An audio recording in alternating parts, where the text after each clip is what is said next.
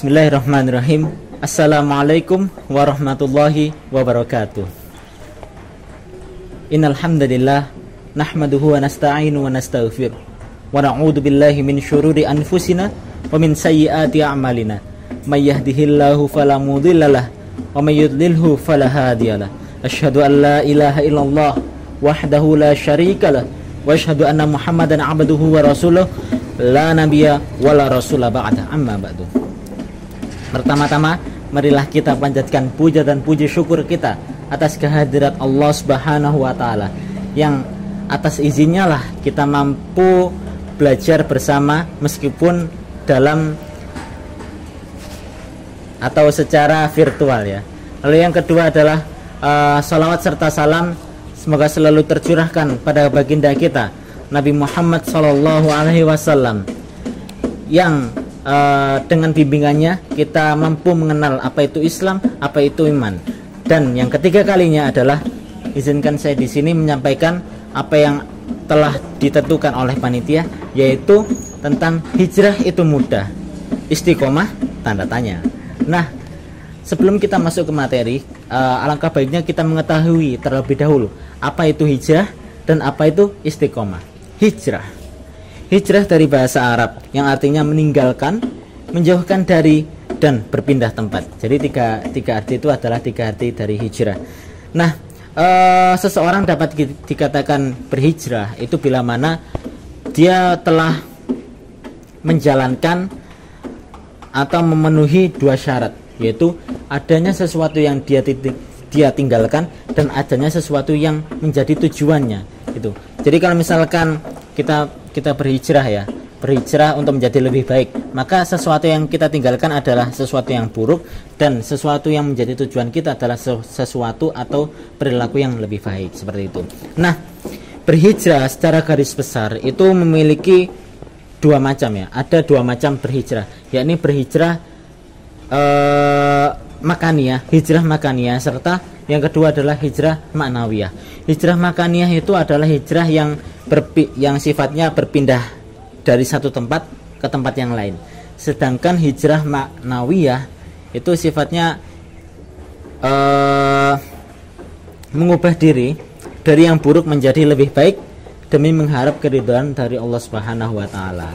Nah, contohnya dari hijrah makaniyah itu dapat kita saksikan dari atau dapat kita ketahui dari hijrahnya Nabi Muhammad sallallahu alaihi wasallam, yang mana beliau dulu berhijrah dari Mekah ke Madinah bersama para pengikutnya untuk apa? Untuk mempertahankan dan menegakkan risalah Allah Subhanahu wa taala berupa akidah dan syariat Islam. Itu hijrah dari yang makaniyah ya. Sementara kalau hijrah maknawiyah itu dibagi lagi menjadi empat macam. Jadi yang pertama adalah hijrah i'tiqadiyah. Apa itu hijrah i'tiqadiyah? Hijrah i'tiqadiyah adalah hijrah keyakinan. Ketika seorang muslim mencoba untuk meningkatkan keimanannya agar terhindar dari kemusyrikan. Jadi asalnya dia mungkin musyrik atau tidak percaya, kemudian dia berhijrah untuk menjadi lebih baik, untuk kemudian dia kembali kepada agama atau ajaran Islam untuk meningkatkan keimanannya. Itu yang pertama. Lalu yang kedua adalah hijrah fikriyah. Hijrah fikriyah ini adalah hijrah pemikiran. Jadi ketika seseorang memutuskan kembali mengkaji pemikiran Islam yang berdasarkan pada sabda Rasulullah SAW serta firman Allah Subhanahu wa taala. Jadi misalkan seperti ketika seseorang yang awalnya itu pemikirannya itu sesat atau pemikirannya itu sedikit melenceng ya, kemudian dia berhijrah untuk menjadi lebih baik, untuk agar pemikirannya itu berlandaskan atas nilai-nilai Islami. Itu yang kedua. Lalu yang ketiga adalah hijrah syu'uriyah. Hijrah syu'uriyah itu adalah berubahnya seseorang yang dapat dilihat dari penampilannya. Jadi misalkan seperti ketika seorang wanita yang asalnya itu tidak menutup aurat, kemudian dia berhijrah untuk menjadi lebih baik dengan menutup aurat serta memakai hijab, jilbab dan lain sebagainya. Itu adalah hijrah syu'uriyah, dapat kita lihat gitu. Dan yang kedua yang terakhir adalah hijrah sulukiyah. Hijrah sulukiyah ini adalah hijrah tingkah laku atau kepribadian. Jadi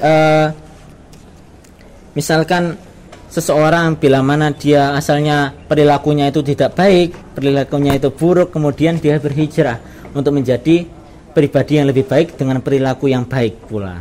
Itu terkait dengan hijrah maknawiyah yang memiliki 4 arti. Nah, kemudian sekarang adalah terkait dengan lebih mendalamnya ya, terkait dengan hijrah. Hijrah itu sebagai gerakan fisik itu sangat berkaitan dengan gerakan yang bersifat spiritual. Artinya apa? Artinya keberhasilan berhijrah itu tidak semata-mata ditentukan oleh perpindahan fisik, tapi juga ditentukan oleh niat yang benar gitu. Jadi di saat kita akan melakukan hijrah gitu, kita harus menata terlebih dahulu niatnya yang baik dan benar itu seperti apa gitu. Nah, sejatinya dalam kehidupan kita sehari-hari itu kita sudah berhijrah. Misalkan seperti seseorang yang bekerja, atau mungkin kita yang belajar gitu ya. Nah, kita itu sudah melakukan hijrah, yang mana dengan kita belajar, kita berpindah dari yang asalnya tidak tahu, tidak mengetahui, menjadi lebih tahu dan mengetahui gitu. Itu terkait dengan hijrah. Lalu yang sekarang terkait dengan istiqomah. Apa itu istiqomah? Istiqomah secara bahasa istiqomah dari bahasa Arab yang kata bentuk kerjanya adalah istaqomah. Istaqomah ini berarti tegak lurus. Bentuk lain dari kata istaqomah adalah mustaqim, yang artinya lurus gitu. Jadi dalam surat Al-Fatihah kan ada ayat ihdinas shiratal mustaqim, tunjukilah kami jalan yang lurus. Nah, kalau misalkan dari KBBI itu artinya istiqomah adalah sikap teguh pendirian dan konsekuen gitu. Nah, istiqomah itu tadi secara bahasa, dan sedangkan secara istilah ada beberapa dari perkataan para ulama atau para ahli. Yang pertama adalah Ibnu Abbas. Beliau memaknai istiqomah dengan 3 arti. Yang pertama adalah dengan lisan, istiqomah dengan lisan. Lalu yang kedua adalah istiqomah dengan hati, dan yang ketiga adalah istiqomah dengan jiwa. Istiqomah dengan lisan itu adalah bertahan dengan membaca syahadat. Artinya apa ya? Artinya kita sering-sering mengucapkan syahadat ya, minimal di saat kita sholat, di saat kita tahiyat, asyhadu alla ilaha illallah, dan seterusnya. Lalu yang kedua adalah dengan hati.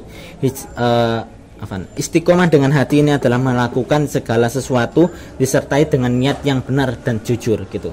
Dan yang ketiga ada istiqomah dengan jiwa, yaitu menjalankan ibadah serta ketaatan kepada Allah Subhanahu wa taala secara terus-menerus. Lalu yang menurut An-Nawawi ini adalah memaknai istiqomah dengan tetap di dalam ketaatan. Jadi istiqomah sendiri itu memiliki pengertian bahwa seseorang senantiasa ada di dalam ketaatan dan di atas jalan lurus dalam menjalankan ibadah kepada Allah Subhanahu wa taala. Lalu yang ketiga adalah mujahid. Beliau memaknai istiqomah sebagai komitmen terhadap kalimat syahadat dan juga tauhid hingga bertemu kepada Allah Subhanahu wa taala. Jadi terus-menerus melakukan kebaikan gitu ya. Nah,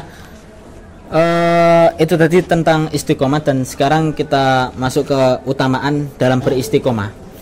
Keutamaan dalam beristiqomah itu ada beberapa banyak ya, ada beberapa macam. Yang pertama adalah jaminan surga bagi yang menjalankannya. Karena apa? Karena di saat kita istiqomah berarti kita berada terus-menerus di lingkaran nilai-nilai Islam. Dalam artian ya kita terus-menerus melakukan kebaikan, terus-menerus melakukan amal baik dan lain sebagainya, hingga akhirnya kita wafat atau akhir hayat ya.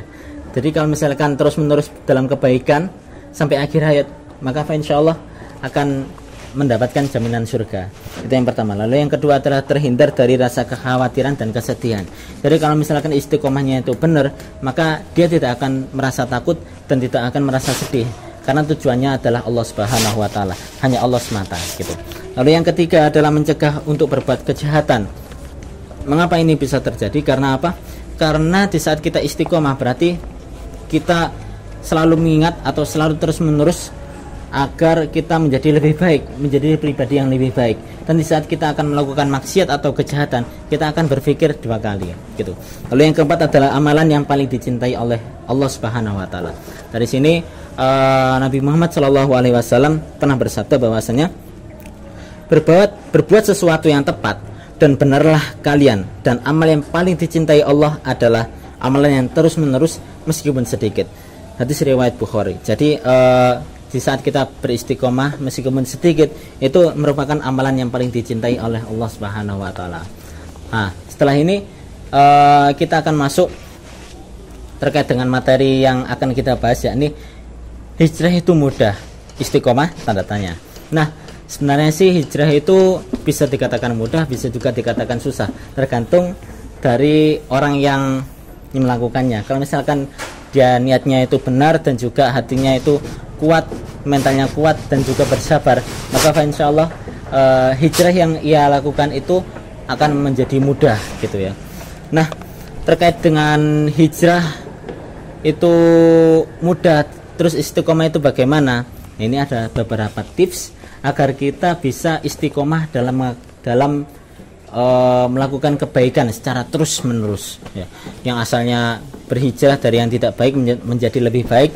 Nah, ini ada tipsnya. Yang pertama adalah luruskan niat. Jadi sebelum kita berhijrah, sebelum kita berniat untuk menjadi pribadi yang lebih baik, nah itu kita niatkan dulu bahwasanya kita berhijrah itu untuk apa gitu. Jadi kita berhijrah kalau misalkan niatnya itu dengan baik dan benar karena Allah Subhanahu wa taala, karena mengharapkan ridho dari Allah Subhanahu wa taala, maka insyaallah akan dimudahkan proses hijrah kita, akan dimudahkan bagi kita untuk menjadi pribadi yang lebih baik gitu. Lalu yang kedua adalah lakukan kebaikan secara bertahap. Maksudnya apa? Maksudnya itu kita melakukan kebaikan itu ya yang dari dikit-dikit aja dulu, dari yang mudah-mudah dulu, kemudian bertahap. Nanti kalau misalkan sudah yang mudah, baru yang medium dan lain sebagainya, seperti itu. Jadi tipis-tipis saja dulu, pokoknya meyakinkan dan pasti gitu ya. Lalu yang ketiga adalah bersabar dalam menjalankannya. Jadi di saat istiqomah ini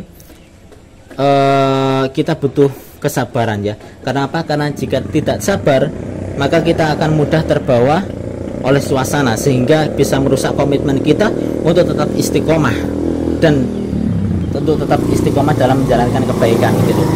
Jadi di saat kita bersabar ini ya kita akan istilahnya itu memperkuat hati. Jadi di saat kita mungkin dicemooh atau dirasan, di saat kita yaitu berubah untuk menjadi lebih baik, itu kalau misalkan kita bersabar ya insya Allah akan lancar-lancar aja gitu. Lalu yang terakhir adalah kita meminta perlindungan dan pertolongan dari Allah Subhanahu wa taala. Jadi kita berdoa kepada Allah Subhanahu wa taala agar kita dimudahkan dalam melakukan perbaikan diri untuk menjadi pribadi yang lebih baik ya.